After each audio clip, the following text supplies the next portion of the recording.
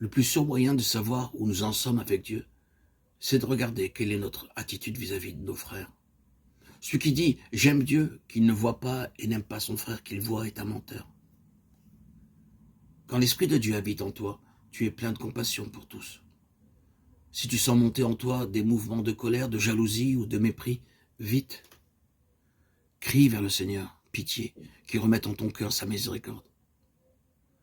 Il y a beaucoup qui se croient spirituels, mais il suffit qu'un frère vienne les déranger, dise une parole trop haute, et voilà, qu'ils n'ont plus la paix en eux. À quoi servent les extases, les renoncements, les jeûnes, les veilles, les belles liturgies, si tu n'aimes pas ton frère? Rien n'est changé dans ton cœur.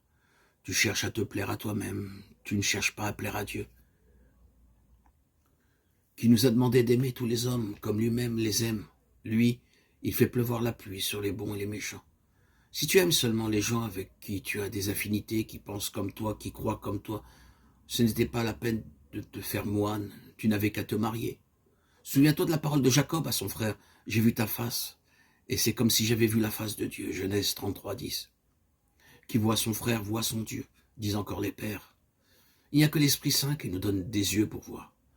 Mon Dieu, comme je suis aveugle, je ne vois pas la beauté de mon frère. Fils de David, aie pitié de moi. Fais que je vois, Seigneur.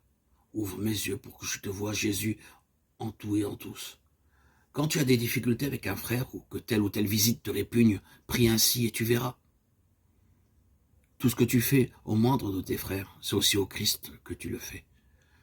Si tu comprends cela, tu ne te lasseras pas de faire le bien.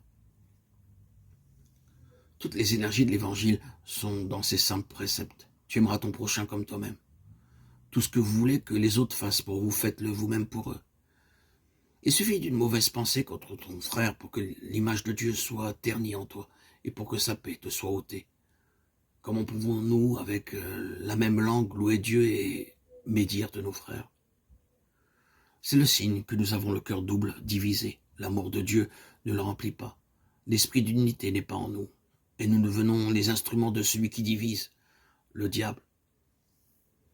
Celui qui voit Dieu dans son frère se divinise. Celui qui ne voit que le mal, on peut dire qu'il se démonise. On ne sait pas tout le mal que l'on peut faire avec sa langue.